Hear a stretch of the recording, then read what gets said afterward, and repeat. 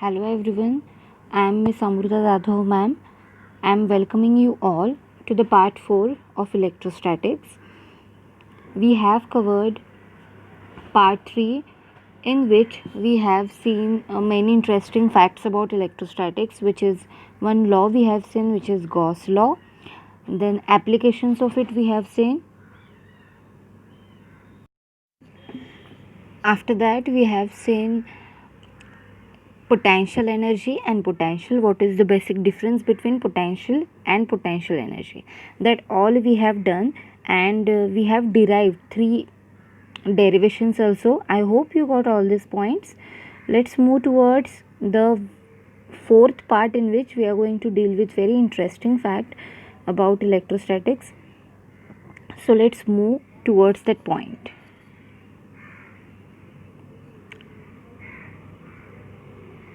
So here are the points which we have done in yesterday's lecture. So let us revise that points. First is electric potential due to point charge, that we have seen. What is electric potential due to point charge, which is V? It is nothing but 1 by 4 pi epsilon 0 into Q divided by R. Then we have seen it is due to electric dipole. Then electrostatic potential due to system of charges. These 3 derivations we have derived, which are very important to learn and which may asked in board examination, and it will carry 4 marks. Each of these will have 4 marks.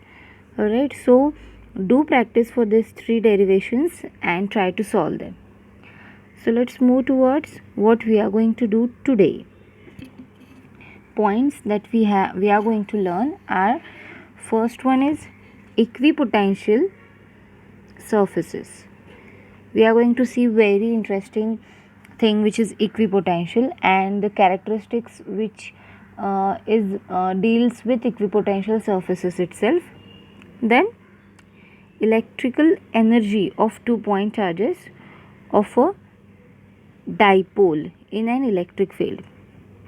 First one is for only 2 charges we are going to see, and then is for n number of charges that we will see in this lecture. Alright, some points I have not mentioned inside it, but we are going to discuss that points. Alright, so let's move towards the very first point, which is equipotential surfaces.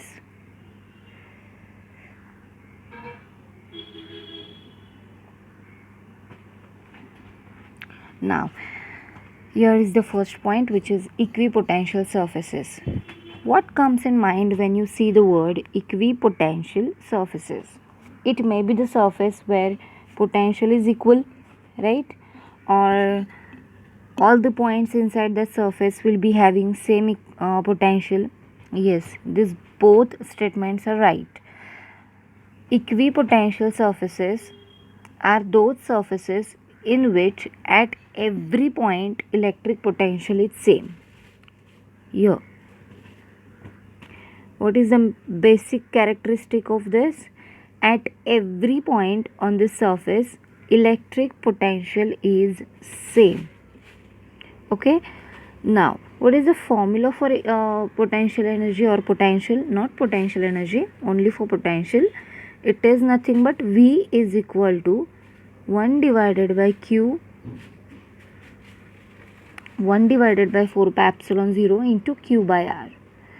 Now as we are saying potential is same, from this formula you can say V is directly proportional to Q and inversely proportional to R, right? As this term is constant, 1 by 4 pi epsilon 0, this is the constant term. So if I am saying V is remains constant, then what should be constant over here? R also should be constant. If R is constant, then V will be constant. And what about Q? Q should be constant. So by considering these terms, we are going to explain the phenomena, which is equipotential surface or equipotential surfaces. Many surfaces we are going to see. Alright, now we are going to consider a single point Q. Suppose Q is over here at the center, and then if I draw a circle over here, that is the first circle which you can see over there. On that circle and on that all the points which will lie on equipotential surfaces. Alright, Q is at the center, and if we draw a circle over there, or we can say some point is at a distance r from Q and another point is at a distance r. Let's draw a picture about it. Suppose Q is charge over here, okay, at a distance r. Here is distance r. A point is there here. It will be having some potential V. Alright, it is V is equal to 1 by 4 pi epsilon 0 Q by R. Alright, this you know. If I am saying from this Q another point which is again at the same distance r but in the another direction, which will be having again potential V is equal to 1 by 4 pi epsilon 0 Q by R. If I am considering here at distance r, potential will be same, which is 1 by 4 pi epsilon 0 Q by R. In this direction, distance is same for all the points. Over here, over here, over here, distance is same, which is r. In fact, over here, if I draw in our direction in 3D towards us, if we draw a surface for this, it will be like sphere, like this. Yeah, it creates a sphere. So point which are there on the sphere will be having equal potential at all the points. If R1 I consider from here, R1, R1, R1, R1, R1, so I can draw another sphere over here which will be having same potential at all the points, because distance is same from the center, because we are considering point to be located at the center, right? So that's why all the points which are there on the spherical surface will be at equipotential surfaces. Now a question is, what will be the direction of electric field when we consider equipotential surfaces? So the direction of electric field will be normal to the all points. Here it will be normal to the all point and they are directed outwards. Why is it so? Here you can see, if this is the equipotential surface, electric field should be in this direction. Again I am telling you what will be direction of electric field over there. If this is the equipotential surface, then electric field should be in this direction. What you can conclude from this? Both should be normal to each other. This is the direction for equipotential and electric field. We are going to prove by numerically. Let's see another point for now, which is what will be the work done while moving charge from one place to another place on that equipotential only. Suppose this is one equipotential surface in this way. This may be equipotentials from the center Q, right? When we go away from each other, it will be look like a line only, and they will be parallel to each other. This is the main characteristic of equipotential. Now, if considering only one of them, one surface we are going to consider, which is this, it is equipotential.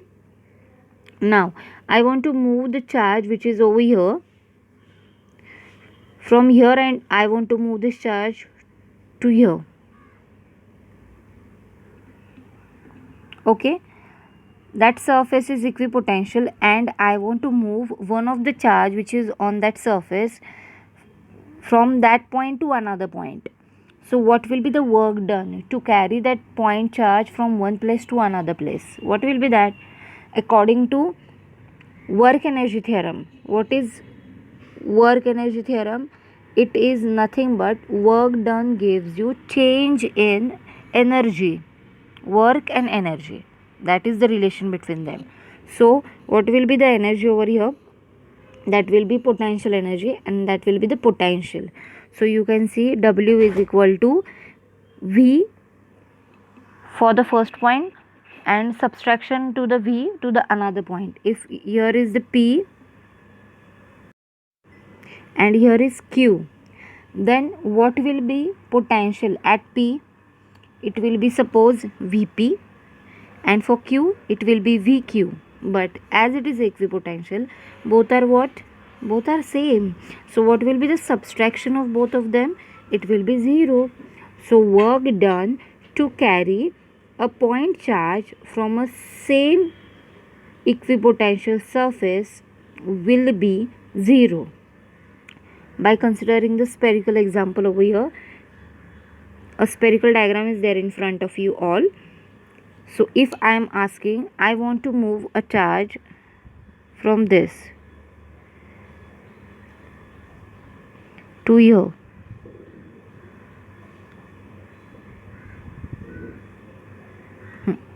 I want to move a charge from the first point to the second one here. What will be the work done to move that charge from first to second? It will be 0. Why is it so? Because the potentials at both the points are same. So the difference between them will be 0. So that is the reason why work done is 0. Alright, have you got this point? So no work is required to move a test charge along equipotential surface.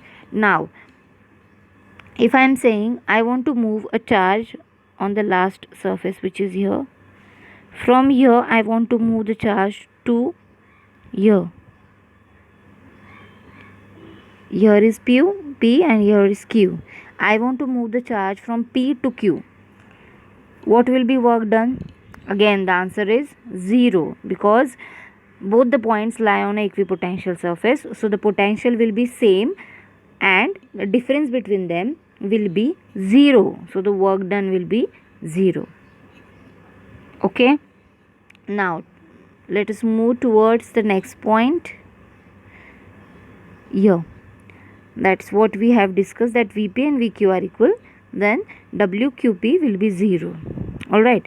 Now, if dx is the small distance over the equipotential surface, which unit positive charge is carried? That means a unit positive charge is carrying a distance dx, which is very small.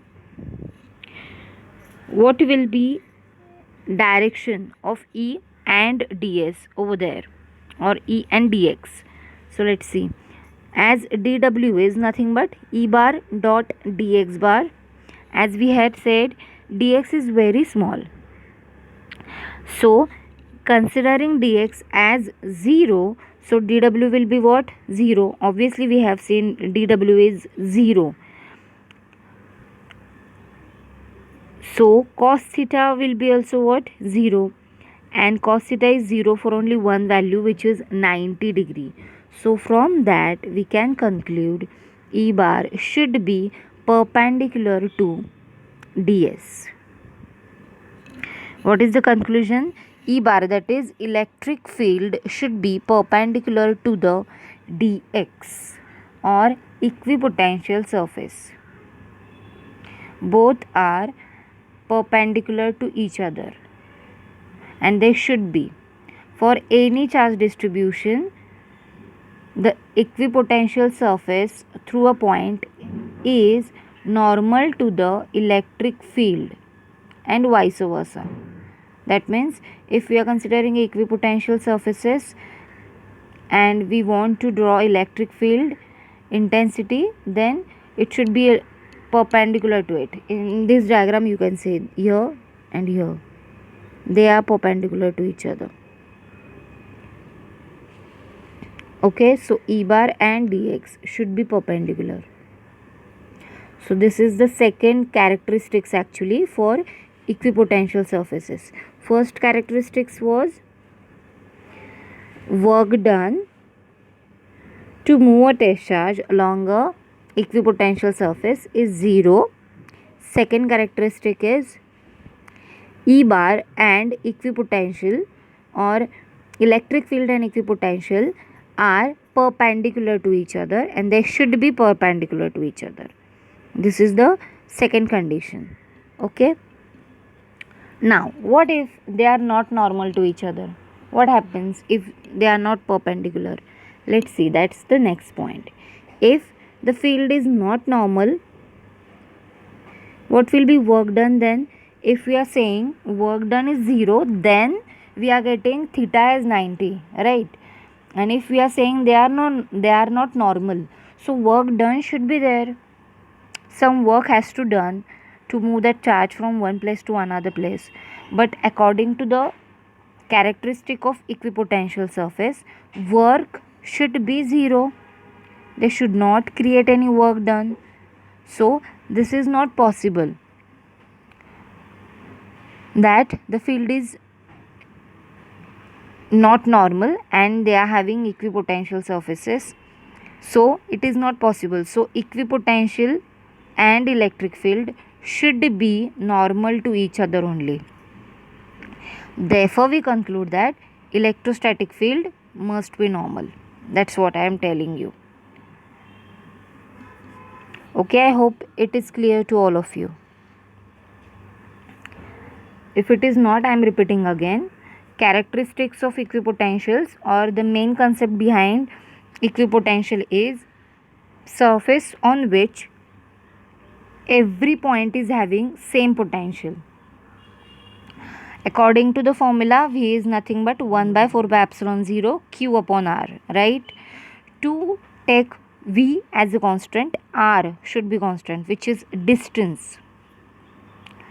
For that, we consider a spherical surface. On that spherical surface, we can draw many spheres around a single charge which is located at the center. So on each sphere, it will be a equipotential surfaces. And what will be the direction of electric field over there? It should be the normal to equipotential surfaces. That is, theta should be 90 degree. Second thing is, when I want to move a charge from one place to another place on an equipotential surface, work done should be 0, because potential is same, so work done will be 0. If the field is not normal, then some work has to done, but which is not possible because it's on the equipotential surfaces, so work should not be there. So it is contrary that if field is not normal, we can say that is equipotential surfaces. So main condition for this is electrostatic field must be normal to the equipotential surfaces at every point, and vice versa. Okay. Now what happens if we go away from that surfaces? That means here is a spherical in nature, right? If we go away from this point, this curvy nature will after some time will look like this. That means parallel to each other. As two lines are parallel to each other, they should not intersect with each other. So this is the main. And another condition is equipotential surfaces do not intersect each other, as it gives two direction of electric fields at the intersecting point. Alright, like this. Okay. In this way also, in here also you can say they are parallel to each other, but they are in curvy nature. But if we go away from this point, what will happen? At some distance it will look like only a parallel lines. So equipotential surfaces do not intersect with each other. Now we have seen only one example, which is spherical in nature. But what happens if we consider equipotential for a dipole? What will be that? I will draw a diagram over here. Dipole means two equal and opposite charges are separated by some distance, like this. equal and opposite charges are separated by some distance like this, and they are having electric field in this way, right? This is the electric field lines. Am I correct? From positive to negative it is directed. Obviously. Now, if I go away from this, what will be that? It will become lesser for the electric field intensity, because electric field within both of them is at highest mode, and when we go away from this it will go on decreases. All right, it here also it will goes on decreases. Now how to maintain that? As we know, dv is also equal to E bar dot dr. That means the distance. If we want dv as constant, which is equipotential, that's what we are saying, then to maintain the electric field, dr will goes on increasing, because these two are being related to each other. To make it constant, dr, in this case dr will goes on increases. Here dr will be here, at this point it will be here. Again I am drawing this negative, this positive. Only one we are going to see on this line. Here I am considering 1 point. For this, away from plus point, it will be over here. So this, another point will be here, and for on this side it will be at a larger distance. Here at larger distance and here at nearer distance. So the equipotential for dipole will be in this sense, not in spherical nature, but like this. Why is it so? Because electric field at nearer to this having value similar when it increases the distance, because electric field over here is very less as compared to here. So we have to draw such type of circles around the dipole so that we are getting equipotential surfaces in case of dipole. All right. Now if we consider a two plate which are separated by some distance, then what will be the equipotential lines? Two plates, first plate and second plate. This will be equipotential lines, or equipotential surface will be this. Here is plate 1, here is plate 2. So in between them they will be having equipotential surfaces. So these are some examples by which you can come to know the exact idea about equipotential surfaces. Okay, so let's move towards the next point, which is electrical energy of 2-point charges and of a dipole in electrostatic field. Now before moving towards that point, we should know the concept which is electrical potential energy. What is electrical potential energy? Like when we consider two charges, if two charges are there which are like charges and they are at infinite distance, what will be potential energy over there? It is 0. Why 0? Because work is not over there, work done is not there, so V will be 0. Now if these 2-point charges come closer to each other, what happens to them? Work has to be done to move the charges from one place to another. So that work done is stored in the form of potential energy, and that is called as electrostatic potential. Okay, so what I have told you, when two like charges are separated by infinite distance, work done will be 0. But if I brought them very close towards each other, work is to be done, and that work done is nothing but potential energy. So, definition is electrostatic potential energy of a system of positive or a point charges is defined as total amount of work done. It is total amount of work done to assemble the system of charges by bringing them from infinity to their present location. We are going to bring that charges from wherever they are located, from that point to the present location. I want them to make a system, so I want to bring them to the original position. So to bring that charge from place that we are saying infinity, from that infinity to the present location, some work has to done. That work done is nothing but electrostatic potential energy.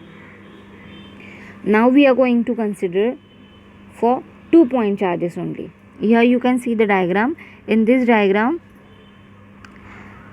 O is the point and from that point 2-point charges Q1 and Q2. These both are relative to origin. Alright, A is at distance R1 and B is at distance R2. Now we want to move charge Q1 for wherever it is located to point A, and we want to take charge Q2 to point B. Alright, so what will be the electric potential energy for that we are going to see. So for the first charge, which is Q1, that's what I said. I want Q1 to be located at A and Q2 to be located at B. Now if we consider Q1, first Q1 we want to see, but when we consider Q1, already Q2 is not there. Q2 is also right now at infinity as like Q1. So work done will be 0. But what will be potential for that? Potential in space for Q1 will be V1 is equal to Q1 by R1. And constant should be there, which is 1 by 4 pi epsilon 0. What I am telling you, I want Q1 to be located at A. But while considering the another point, which is Q2. Q2 is again at infinity.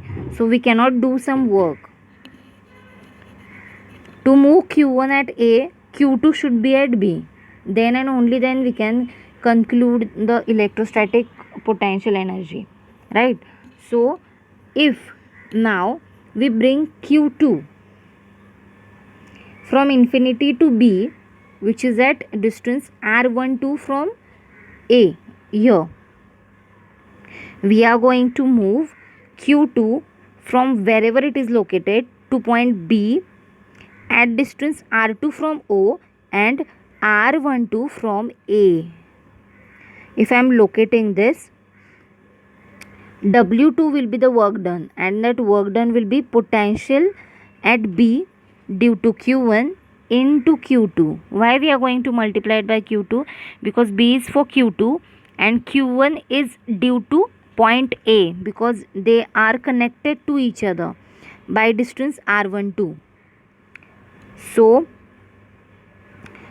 potential at B due to Q1 will be 1 by 4 pi epsilon 0 Q1 divided by, what will be the distance? It will be R12 over here into Q2. This. So we are getting W2 as 1 by 4 pi epsilon 0 Q1 Q2 divided by R12. As W1 is 0, only W2 is come into consideration. So this will be converted into potential energy. So you are getting potential energy as U is equal to 1 by 4 pi epsilon 0 Q1 Q2 divided by R12. So this is the final formula when we consider 2-point charges. and we find out the potential energy from them, which is 1 by 4 pi epsilon 0 q1 q2 divided by r12. Now if we consider three charges, then it will be different. What will be that? If q1 and q3 is in consideration, here it may be, instead of r12 it may be r13. So you are getting for q1 and q3 u is equal to 1 by 4 pi epsilon 0 q1 q3 divided by r13 into the constant term. If I am saying q1 and q4, this will become r14 and this becomes q4. Alright, in this way we can find out. Now we are going to consider for n point charges. q1 and q2 we already have seen. Now to bring q3 from infinity to point C, what will be the work done? So the work done will be in the same way that we have calculated for B, that will be potential at C due to q1 and q2 into q3. What will be potential at C due to q1 and q2? That will be 1 by 4 pi epsilon 0 into bracket q1 divided by r13, q1 and q3, and second is for q2 and q3. So that will be q2 divided by r23 into q3. So by multiplying q3 inside the bracket, we got this. Similarly, if we consider q4, we have to consider q1, q2, q3, and all are doing work. So that will be w4. To consider q1, q4, then we are going to consider q2, q4, then q3, q4. So here is the result. q1, q4 by r14 obviously, q2, q4 divided by r24, q3, q4 divided by r34. That should be linked to each other, all the charges. So in general format we can write over here, which is u is equal to 1 by 4 pi epsilon 0 summation qj qk divided by rjk for all the pairs. In here it is written as for all the pairs, means if we say j as 1, k will be 2, 1, 2.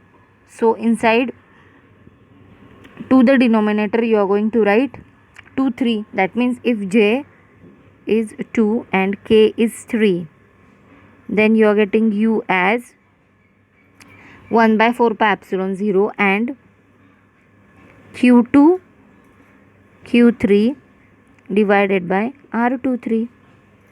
So this is the general formula.